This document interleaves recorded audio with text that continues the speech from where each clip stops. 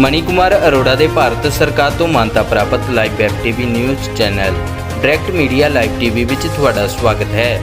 ਜਿਨ੍ਹਾਂ ਅਜੇ ਤੱਕ ਸਾਡੇ ਇਸ YouTube ਚੈਨਲ ਨੂੰ ਸਬਸਕ੍ਰਾਈਬ ਨਹੀਂ ਕੀਤਾ, ਪਹਿਲਾਂ ਉਹ ਸਬਸਕ੍ਰਾਈਬ ਕਰੋ ਅਤੇ ਫਿਰ मैं ਤੁਹਾਨੂੰ ਲੈ ਚੱਲਦਾ ਹਾਂ ਖਬਰਾਂ ਦੀ इस दुनिया। गांव में चलोगे? क्यों?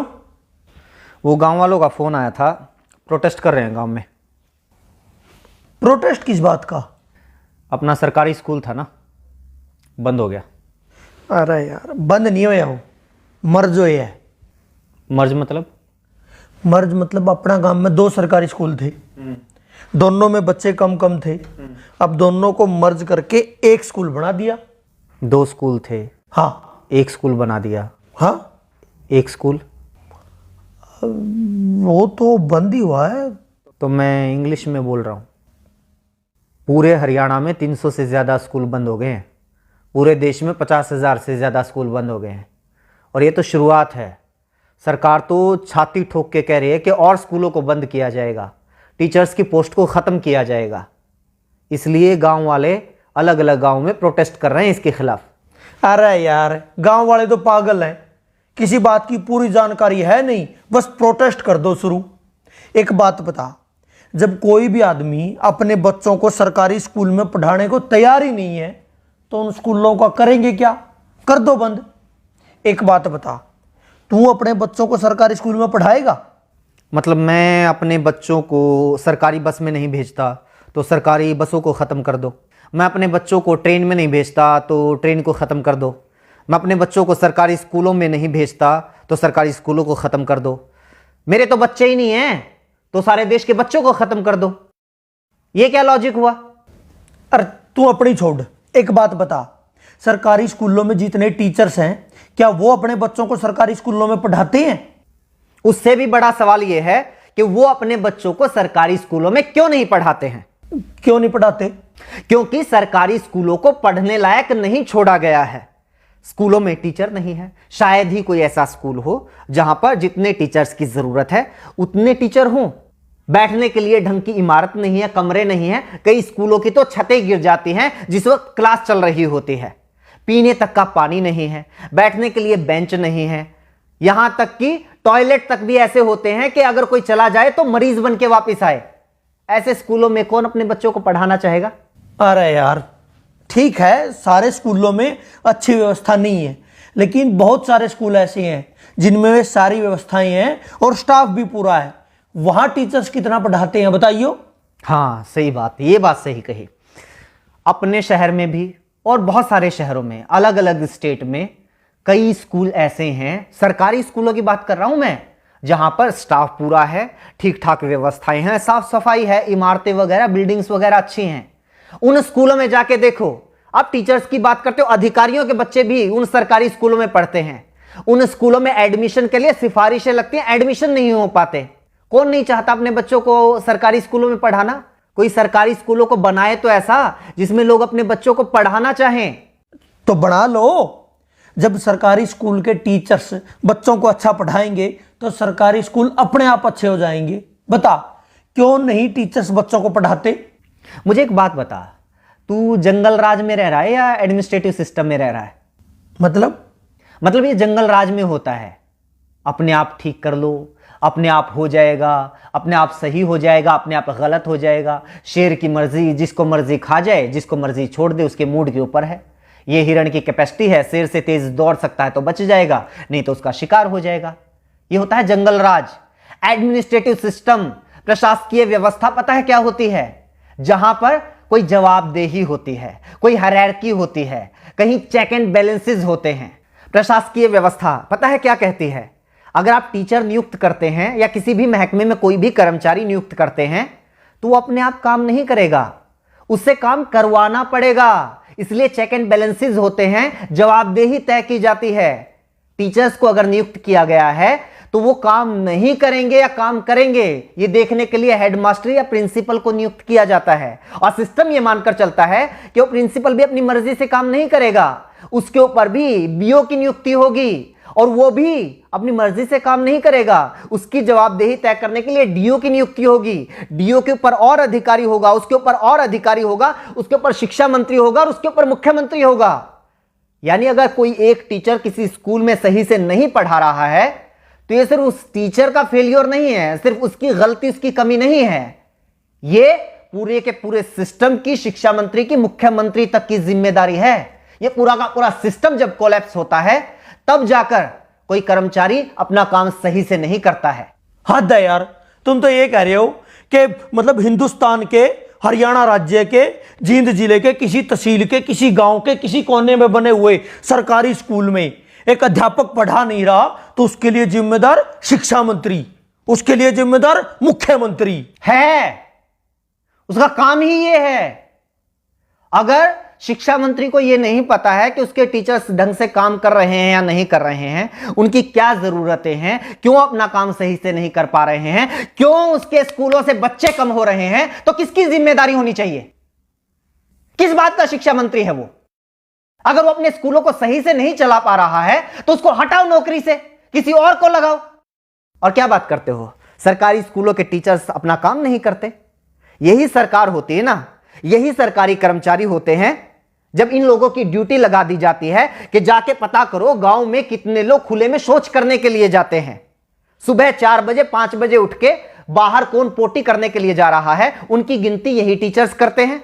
कभी परिवार पहचान पत्र बनाने में ड्यूटी लगा दी जाती है, कभी कावड़ियों की सेवा में लगा दी जाती है, कभी मेले और मंडियों में ड्यूटी लगा दी जाती है, और उन टीचर से यही सरकार काम लेती है। वो काम तो बड़े अच्छे से कर देते हैं टीचर्स। पता है क्यों? क्योंकि सरकार टीचर से वो काम करवाना चाहती है, शिद्दत से करवाना चाहती है, इसलिए वो काम करवा लेती है। लेकिन यही सरकार नहीं चाहती कि ये टीचर्स स्कूलों में पढ़ाएं। इसलिए मैं भी मानता हूं बहुत सारे टीचर्स अपना काम ईमानदारी से नहीं करते होंगे, क्योंकि उनको पता है कोई चेक एंड बैलेंस नहीं है, कोई जवाबदेही नहीं है, और सरकार खुद नहीं चाहती कि सरकारी स्कूलों में पढ़ाई हो, ताकि बच्चे धीरे धीरे स्कूलों से अपना नाम कटवा कर प्राइवेट स्कूलों में चले जाएं, फिर स्टूडेंट्स की संख्या कम हो जाए और सरकार को बहाना मिल जाए, बच्चे तो आ ही नहीं रहे, स्कूल बंद कर दो। यह ज्ञान देने वाले बहुत मिलेंगे। टीचर्स पढ़ाना शुरू कर दो तो स्कूल अपने आप अच्छे हो जाएंगे। लोग रिश्वत लेना बंद कर दो तो अपने आप करप्शन खत्म हो जाएगा। लोग साफ सफाई रखने लग जाएं तो अपने आप स्वच्छता हो जाएगी। लोग प्रदूषण फैलाना बंद कर दें तो अपने आप पर्यावरण अच्छा हो जाएगा। एडमिनिस्ट्रेटिव सिस्टम में लोग अपने आप नहीं करते, सिस्टम तय करता है कि आपको क्या करना है। देश चला रहे हो, यह सत्संग भवन नहीं चल रहा है यहां पे। चल ठीक है, ये जो पढ़ा रहे हैं या नहीं पढ़ा रहे, सैलरी पता है उनकी कितनी है? 70,000, 80,000। प्राइवेट स्कूलों में भी टीचर हैं 20-20, 25-25 हजार में, इनसे काफी अच्छा पढ़ाते हैं। इनकी सैलरी इतनी क्यों है? अब इस बात को तो क्या जवाब दूं? रुक एक बार, एक लिस्ट में इसी की निकाली थी मैंने। अपने देश में बहुत सारे लोगों को यह लगता है कि टीचर्स की सैलरी बहुत है, लेकिन जो दुनिया के अच्छे अच्छे देश है ना, जहां पर अच्छा एजुकेशन सिस्टम है, लाइफ लिविंग स्टैंडर्ड है, जहां का वीजा लगवाने के लिए दुनिया भर के लोग मरते हैं, उन देशों की बात कर। कनाडा में $1,00,000 सालाना, $1,00,000 सालाना टीचर्स की औसत इनकम है। पता है कितना हुआ? 1,00,000 को 80 से गुना कर 80 लाख रुपए सालाना। बता महीने की कितनी सैलरी हुई? जर्मनी में 63,000 यूरो, वो भी लगभग 80 रुपए के बराबर है, उसको भी 80 से गुना कर। आगे आजा, नीदरलैंड में 60,000 यूरो, ऑस्ट्रेलिया में 98,000, लगभग $1,00,000, यूएसए में $60,000, आयरलैंड में $48,000, डेनमार्क में 47,000 यूरो, ऑस्ट्रिया में 45,000 यूरो। और तुम लोगों को यह लगता है कि हमारे देश में टीचर्स की सैलरी तो पता नहीं बहुत ज्यादा है। प्राइवेट स्कूलों में तो 20,000 में पढ़ा रहे हैं।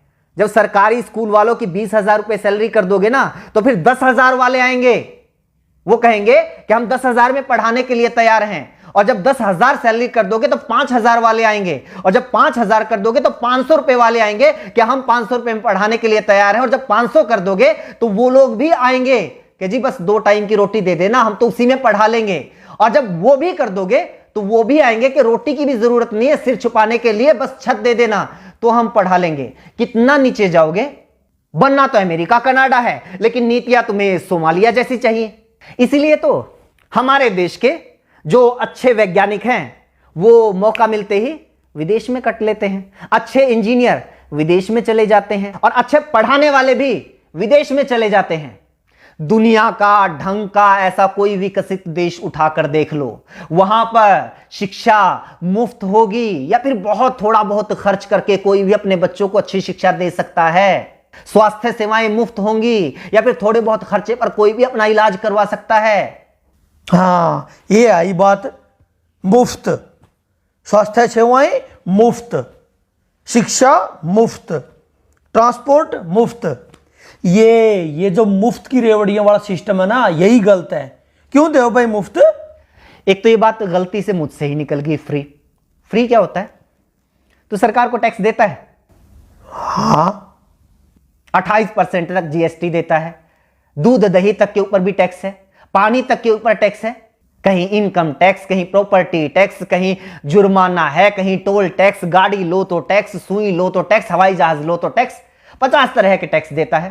पैदा होने वाले बच्चे से लेकर मरने वाले आदमी तक इस देश में हर कोई टैक्स देता है। एक भिखारी से लेकर अडानी अंबानी तक इस देश में हर कोई टैक्स देता है। लेकिन बदले में सरकार क्या देती है? अगर बदले में सरकार हमारे बच्चे को एजुकेशन तक नहीं दे पाती, बदले में सरकार हमारे बच्चे को हेल्थ सर्विसेज तक नहीं दे पाती, तो किस बात का टैक्स भाई? बात पता है क्या है?